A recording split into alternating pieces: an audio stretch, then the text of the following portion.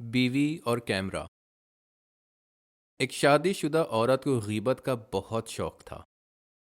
اس کی دوست اکثر اس کے گھر آتی اور دونوں مل کے دوسرے لوگوں کے بارے میں غیبت کرتے۔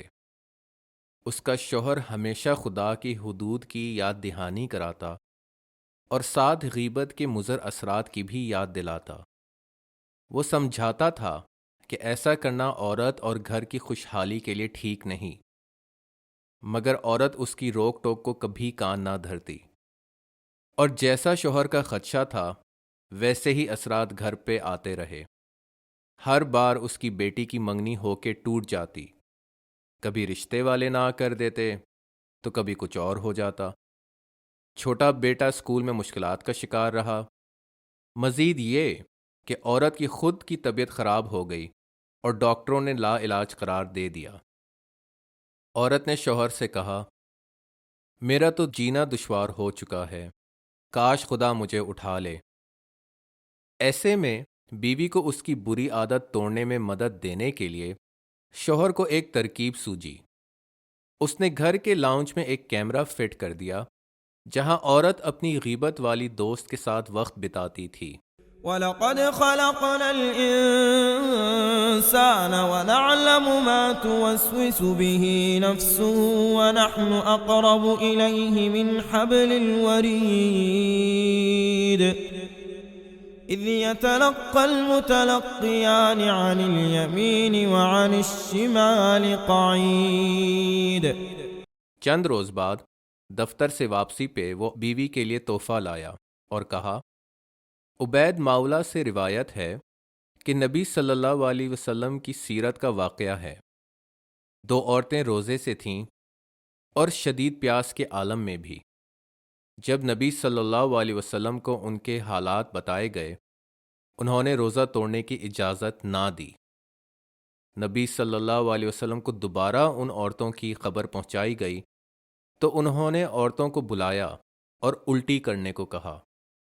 عورتوں نے ایک پیالے میں الٹی کی تو اس میں خون، پیپ اور گوشت کے لوتھڑے نظر آنے لگے۔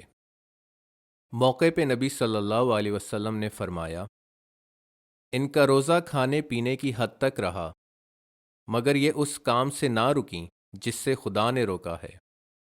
یہ آپس میں مل کے لوگوں کا گوشت کھاتی رہیں۔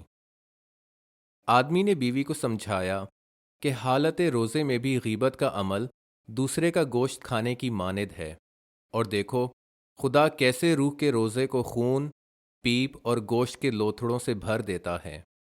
میاں بیوی نے مل یا ایہا الذین آمنوا اجتنبوا کثیرا من الظن ان بعض الظن اثم ولا تجسسوا ولا يغتب بعضكم بعضا أيحب أحدكم أن يأكل لحم أخيه ميتا فكرهتموه واتقوا الله إن الله تواب رحيم۔ کے کیمرے کی ریکارڈنگ بھی دیکھی اور اس نے بیوی کو سمجھایا، ہمارا گھرانہ اس وجہ سے آزمائشوں کی لپیٹ میں آیا ہوا ہے، خدا کی نافرمانی سے گھر کا سکون اور خوشحالی چھن جاتے ہیں۔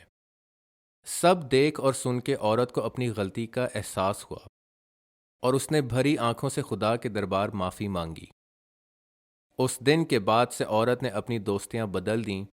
وہ ایسے لوگوں سے ملتی جن کے ساتھ وہ عبادت اور خدا کے احکامات کے بارے میں گفتگو کرتی، ساتھ ساتھ وہ سیرت اور قرآن کا بھی معائنہ کرتی۔ دھیرے دھیرے گھر میں بہتری آنے لگی۔